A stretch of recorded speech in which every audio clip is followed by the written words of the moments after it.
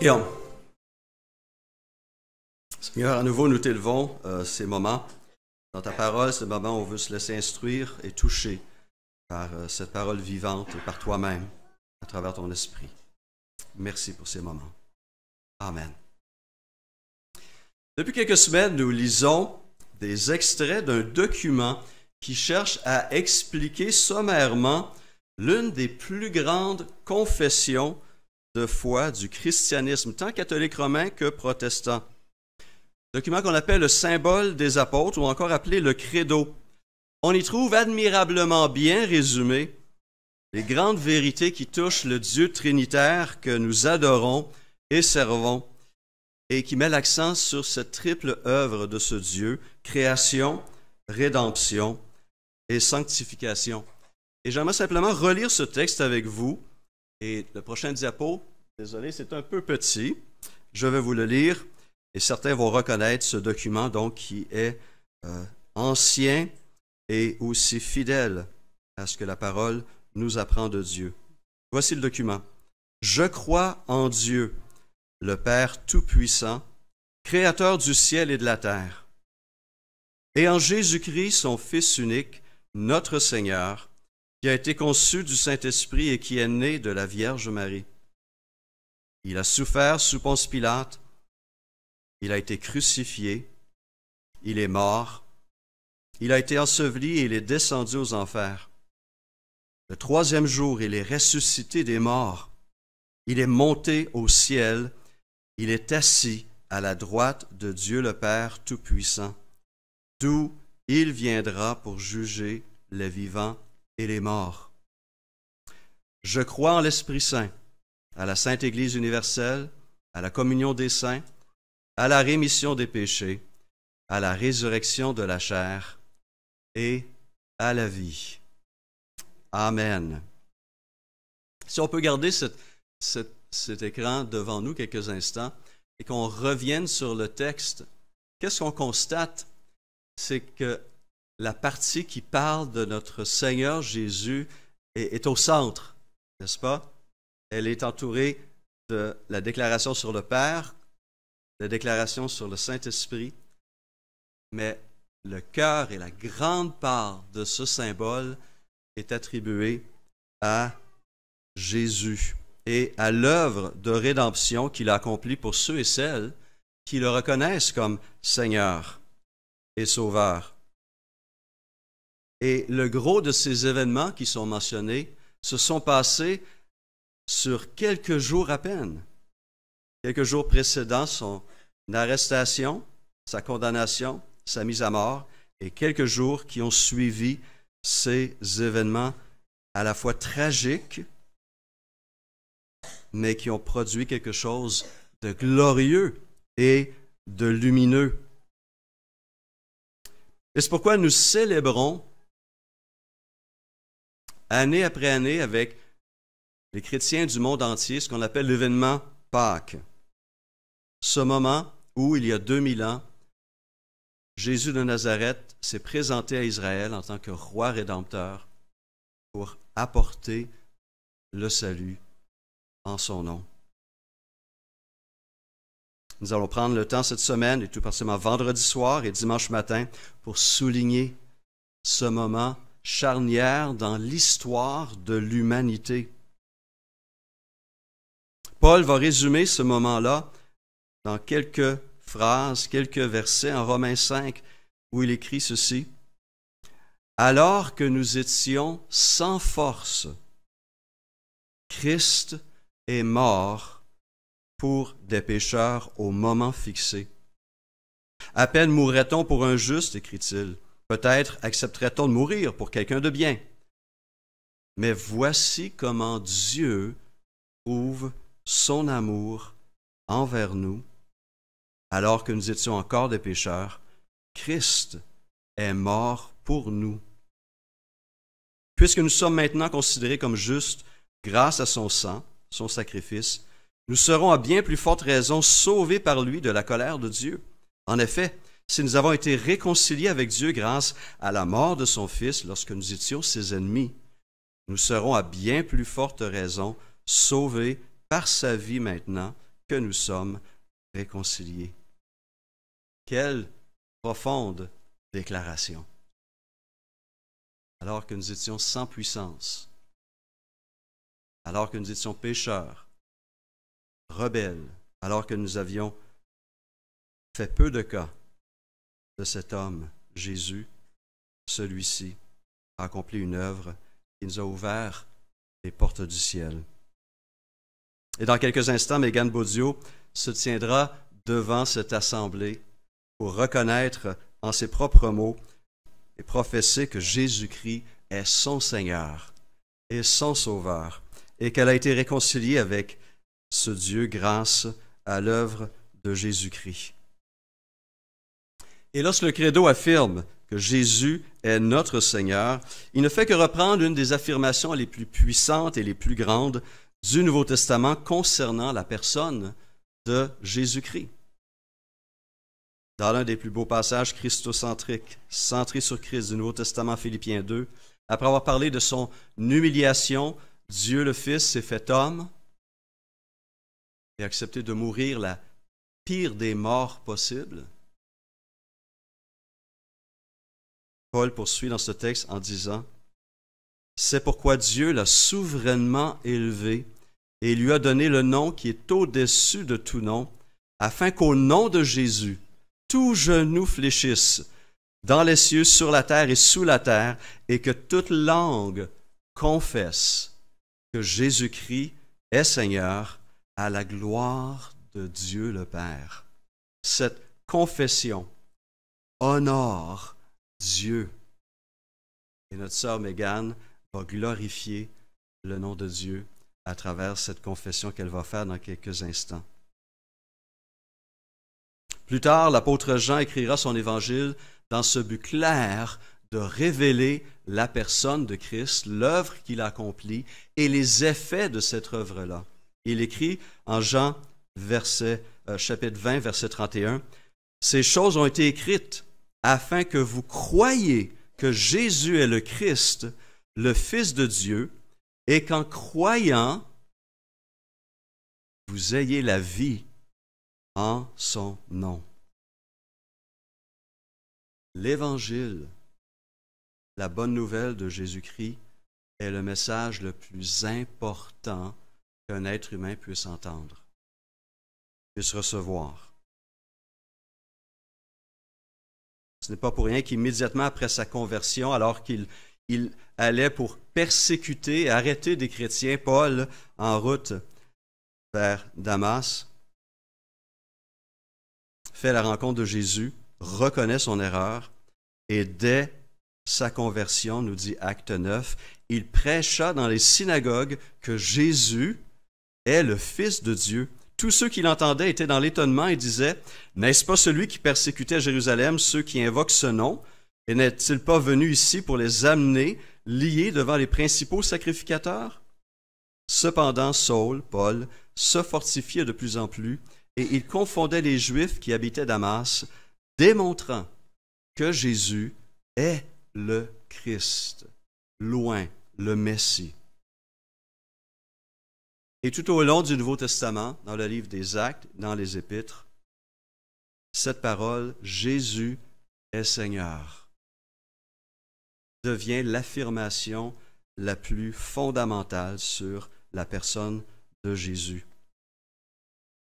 Ce titre de Seigneur est le plus grand titre que nous puissions accorder à Jésus de Nazareth.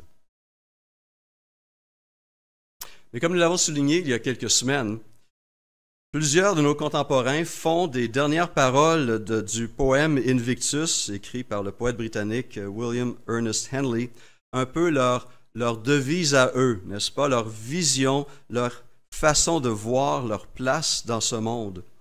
Voici ces paroles. « Aussi étroit soit le chemin, nombreux les châtiments infâmes, je suis le maître de mon destin, je suis le capitaine de mon âme. » N'est-ce pas? Ça rime bien, mais est-ce que ça rime vrai? Est-ce que ça reflète la réalité de la vie? Et cette attitude qui est celle de bien nos contemporains, nous aide à comprendre les nombreux problèmes de bien des gens avec l'autorité sous toutes ses formes, qu'elle soit parentale, professionnelle, politique, juridique ou ecclésiale. On refuse cet ordre essentiel dans la société. Il reconnaît les autorités. Que ce soit au niveau humain, reconnaître la place des gouvernements. Aucun n'est parfait, aucun système politique est sans faute. Mais les autorités ont été instituées par Dieu pour apporter une stabilité, un ordre et une protection à la population. Mais en ce qui concerne Jésus spécifiquement, plusieurs vont chercher de différentes façons de limiter l'autorité et le pouvoir de Jésus-Christ sur leur vie. Certains vont être prêts à reconnaître Jésus comme sauveur, comme le sauveur, comme leur sauveur, mais vont refuser de le reconnaître comme Seigneur. Est-ce possible? Mais c'est un peu comme quelqu'un qui dit, moi je veux bien que mon patron me verse un salaire régulier, mais c'est pas lui qui va me dire quoi faire. On comprend qu'il y a peut-être un problème, n'est-ce pas? Ou encore, peut-on imaginer un soldat qui dise, moi j'aime bien l'idée que l'armée me nourrisse, m'héberge, m'habille et m'équipe, mais de là à me donner constamment des ordres, il y a des limites. On va parler tout de suite, n'est-ce pas? Nous avons besoin d'ordre, de structure. Et Jésus est celui qui est appelé le Seigneur des Seigneurs et le Roi des Rois. En voulant séparer Jésus en tant que sauveur du Jésus Seigneur, on nie tout ce qui nous est révélé dans la parole de Dieu et on apporte une division au sein même de l'œuvre de Jésus-Christ.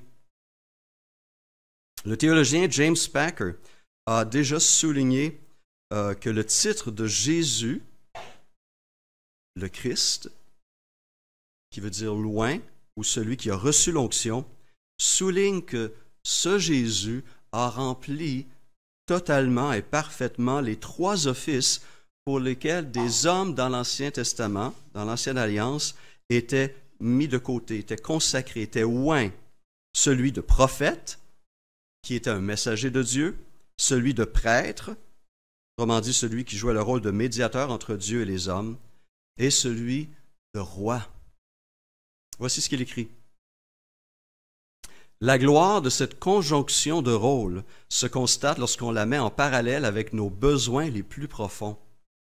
Qu'avons-nous besoin en tant que pécheurs pour restaurer notre relation avec Dieu? Premièrement, nous sommes ignorants de sa personne et donc nous avons besoin d'être enseignés, car aucune relation satisfaisante avec quelqu'un n'est possible lorsqu'on ne connaît pas cette personne.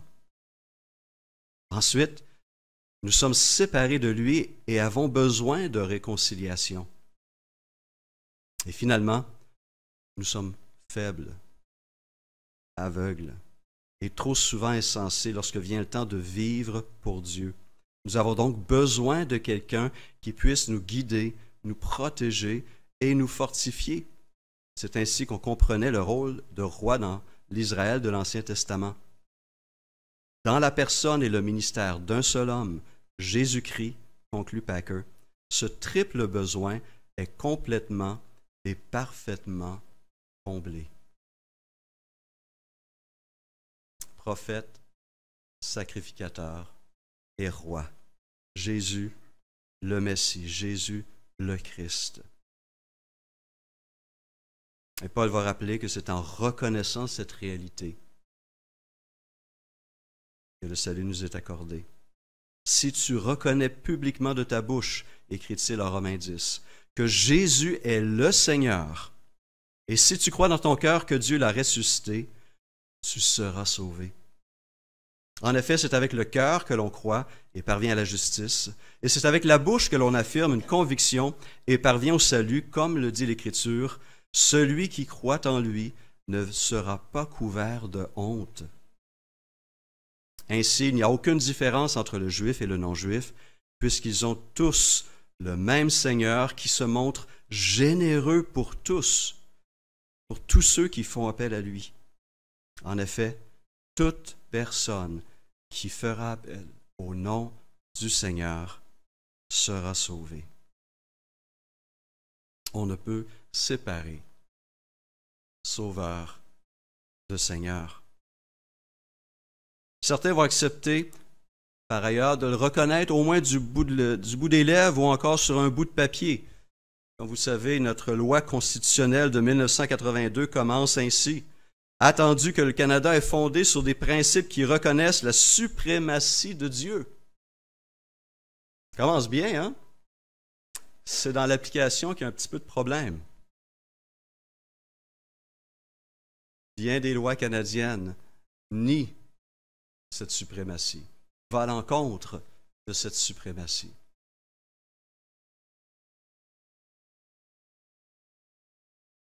Devant sa propre génération, Jésus s'attriste de ce fait lorsqu'il dit en Luc 6, « Pourquoi m'appelez-vous Seigneur, Seigneur, et ne faites-vous pas ce que je vous dis? » C'est facile de dire, mais comme le souligne un commentateur, Jésus voulait leur faire réaliser qu'on ne peut réellement l'honorer que par nos paroles seules, mais que nous devons aussi le servir avec nos vies. On ne peut reconnaître sa seigneurie sans faire ce qu'il demande. D'autres seront prêts à utiliser le terme de Seigneur, mais vont l'utiliser comme certains l'ont utilisé dans le Nouveau Testament, parfois simplement comme un titre de politesse, comme aujourd'hui on dit Monsieur, ou encore lorsqu'on s'adressait à un enseignant, un professeur. Mais je vous rappelle encore ce texte de Paul en Philippiens 2, où le terme Seigneur démontre la supériorité de l'autorité, du pouvoir de Jésus sur toute chose.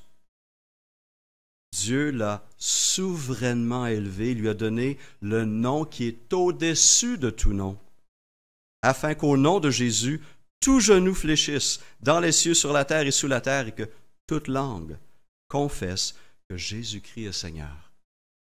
À la gloire, encore une fois, Dieu le Père. Et c'est sans parler des expressions qui utilisent le superlatif, comme je l'ai mentionné, Seigneur des seigneurs, Roi des rois, comme en Apocalypse 17, verset 14. Et donc, nous sommes rendus dans la 13e semaine de ce document, le catéchisme orthodoxe. Et nous allons lire les 2 questions-réponses qui nous sont proposées pour aujourd'hui. Et simplement, gardons en tête surtout la 2e qui parle de notre situation et de celle de Mégane ce matin. Alors, la question 33 dit ceci. Pourquoi est-il appelé Fils unique de Dieu alors que nous sommes, nous aussi, enfants de Dieu? La réponse, c'est parce que seul le Christ est le Fils éternel de Dieu par nature, alors que nous ne sommes enfants de Dieu qu'à cause de lui, par grâce et par adoption. Et la 2e question, pourquoi l'appelles-tu Seigneur? Pourquoi Mégane appelle Jésus son Seigneur ce matin? Et pourquoi nous, j'espère, accordons à Jésus ce titre? Parce qu'il nous a délivrés et rachetés, corps et âme, du péché et de toute la tyrannie du diable, non pas avec de l'or ou de l'argent, mais avec son sang précieux, et ce, afin que nous lui appartenions. Le Christ est en droit de revendiquer la seigneurie sur nos vies. Il est le roi des rois et le seigneur des seigneurs, et c'est un bon roi, un bon dirigeant, qui a démontré un amour, une compassion, un sacrifice pour notre bien, pour notre vie, pour nous réconcilier avec son Père et nous donner un avenir et de l'espérance. Mais il peut revendiquer ce titre de Seigneur au moins pour 4 raisons. Par droit de création. Nous sommes ses créatures, c'est lui qui nous a fait. Mais aussi, comme le dit la question 34, par droit de rédemption. C'est lui qui sauve. Et il n'y a aucun autre qui peut sauver. Amen. Merci. Pour des raisons de préservation, c'est lui aussi qui non seulement nous a sauvés dans le temps passé, mais qui nous garde encore aujourd'hui, qui nous préserve et qui a promis de nous préserver jusqu'à la fin. Ça aussi, on peut dire Amen, hein? Amen! Mais aussi, avec son investiture, Dieu a exalté le Christ et a tout placé sous ses pieds. Il est au-dessus de tout. La revendication du Christ à la souveraineté est donc pleinement fondée. Maintenant, c'est à nous de décider ou de reconnaître cette autorité ou de la rejeter. Ce dimanche qu'on appelle le dimanche des rameaux, parce qu'il fait référence à cet événement important, ce qu'on appelle l'entrée triomphale de Jésus dans Jérusalem, où il se présente à la nation comme roi d'Israël. Et la nation l'a compris, la foule qui était là l'a compris, parce que la manière que cette foule a réagi, ils voyaient une réalisation des annonces des prophètes, la venue de ce Messie rédempteur. Et la foule était en liesse. Et cette même foule, 4 jours plus tard, est devenue une foule hostile qui a demandé sa mort. Une joie extrêmement superficielle, qui n'avait aucun fondement réel, s'est transformée en haine et en colère. Et Israël a finalement rejeté son roi rédempteur. Mais cela n'a pas empêché notre Seigneur d'accomplir son œuvre et d'offrir ce salut à travers son sang, à travers son sacrifice. Comme l'écrira plus tard l'apôtre Jean dans le prologue de son évangile, la parole, Jésus, est venue chez les siens et les siens ne l'ont pas accueilli. Mais à tous ceux qui l'ont accepté, à ceux qui croient en son nom, cette parole a donné le droit de devenir enfants de Dieu, puisqu'ils sont nés non du fait de la nature, ni par une volonté humaine, ni par la volonté de Marie, mais qu'ils sont nés de Dieu. Ce matin, encore une fois, nous accueillons le seul vrai Seigneur des Seigneurs et Roi des Rois, Jésus le Christ. Et nous avons maintenant la joie d'entendre une jeune sœur qui a fait de même il y a à peine 7 mois. Et j'invite donc Mégane Baudio à s'avancer pour nous partager son témoignage. Bonjour, chers frères et sœurs en Christ. Comme le pasteur en a parlé il y a quelques dimanches, aujourd'hui est donc le grand jour. Excusez-moi. Et oui, c'est un moment bien entendu pour vous parler de mon témoignage. Pour ceux et celles qui ne me connaissent pas, je m'appelle Mégane, j'ai 17 ans. J'obtiens ma majorité jeudi prochain qui s'en vient. Je suis d'origine camerounaise, je suis la fille d'Odile et la sœur aînée de Marie et Miguel, bien connue à l'école du dimanche. À l'âge d'1 an, j'ai reçu un baptême par aspersion à l'église protestante évangélique au Cameroun. Puis, à l'âge de 8 ans, j'ai immigré au Canada, donc ça fait maintenant 9 ans que je suis ici. Le début de mon adolescence a été très difficile. Le divorce qu'a vécu ma mère a eu une grande influence sur moi, au point de me retrouver quelquefois dans des familles d'accueil suite à des difficultés psychologiques. Malgré le fait que j'ai été rejetée par mon ex-beau-père, j'ai eu la grâce de rencontrer un père, notre père qui est dans les cieux. À mon entrée au secondaire, je fréquentais un groupe d'amis qui m'entraînait à m'éloigner de l'école et avoir un mauvais comportement au point de faire de la peine à ma mère. Je faisais les choses qu'à ma tête et pour cela, je lui ai demandé pardon. Je fréquentais très souvent l'école du dimanche. J'écoutais, je participais et aussitôt que c'était la fin, je m'en allais dans aucun but de vouloir appliquer dans ma vie de tous les jours ce dont j'avais appris. Il y a 3 ans d'ailleurs, j'ai été dans un camp chrétien à Villa de Brum, qui est le camp de l'association de notre église, pour un temps d'1 semaine. J'y étais avec deux ou quatre jeunes de notre église. J'aimerais remercier Barthélemy parce que c'est lui qui m'a motivée à me rendre. Malgré le fait que je ne montrais pas mon intérêt à y aller, il m'a motivée à m'y rendre et je voudrais dire merci parce que tu as permis d'œuvrer à mon chemin vers Christ. J'ai pu observer à quel point plusieurs autres jeunes de mon âge avaient une grande foi en Dieu. Je n'étais peut-être pas à leur niveau, mais j'aimais le fait que tout se concentrait sur Dieu. Les activités, les moments de partage, tout avait un lien avec la Bible. Le fait que je n'avais pas reconnu Jésus comme Seigneur et Sauveur, j'avais vraiment aimé mon passage à ce camp et je voulais absolument y retourner parce que je savais que cela m'emmenait sur le chemin de Christ. Par contre, depuis la COVID, cela n'a plus eu lieu. 2 ans plus tard, rendue dans une nouvelle école secondaire, j'ai commencé à développer de l'autonomie et avoir plus conscience de mes erreurs. Je rends grâce à Dieu car il a été présent durant toutes ces épreuves. Avant, lorsque ma mère, nous, ma soeur, mon frère et moi, enseignaient sur la Bible, je ne comprenais pas la vérité qui ressortait des Saintes Écritures.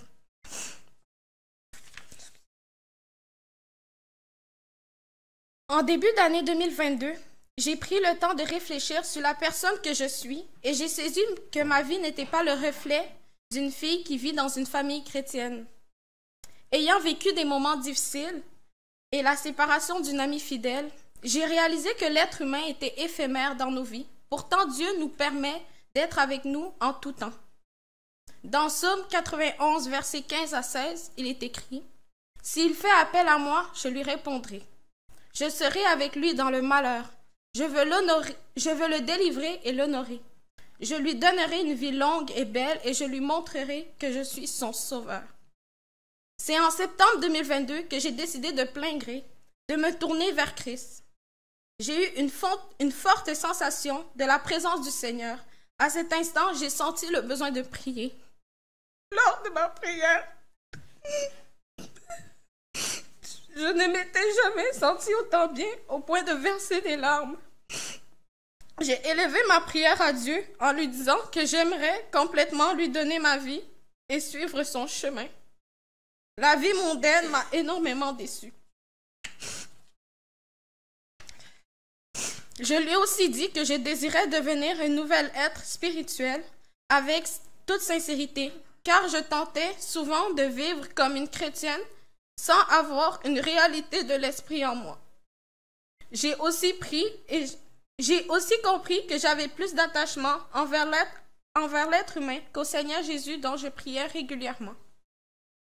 Dans le livre de Jérémie 29, versets 13 à 14, il mentionne « Vous me chercherez et vous me trouverez. Oui, je le déclare, moi le Seigneur, si vous me cherchez de tout votre cœur, je me laisserai trouver par vous. » 1 semaine plus tard, après cette prise de réflexion, j'ai contacté Pasteur Stéphane pour commencer une étude question de mieux étudier la Bible et mieux savoir comment servir Dieu.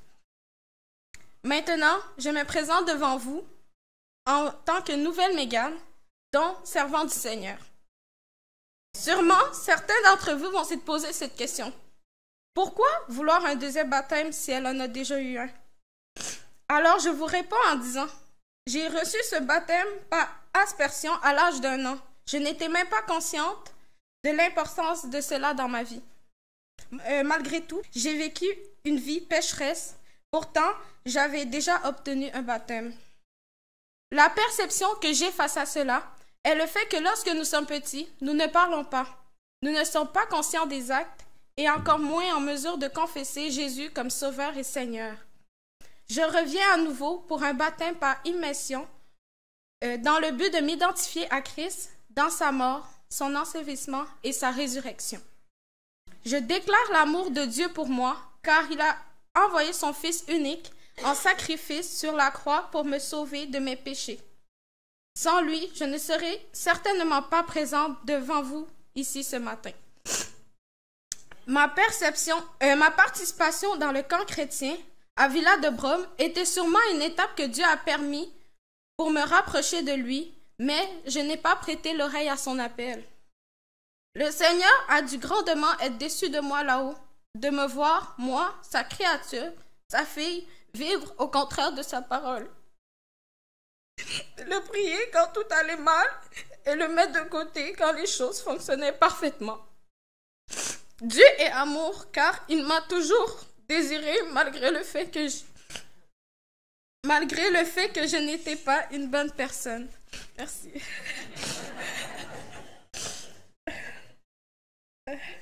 Malgré le fait que je n'étais pas sur une bonne voie. En retour, je me dois aussi de me donner mon amour en parole, en geste et en pensée. Depuis le peu de temps que je suis à Christ, ma vie est sous son contrôle et cela est meilleur pour mon évolution spirituelle. Je sais que la Trinité céleste m'aidera dans cette transition. Merci pour votre écoute.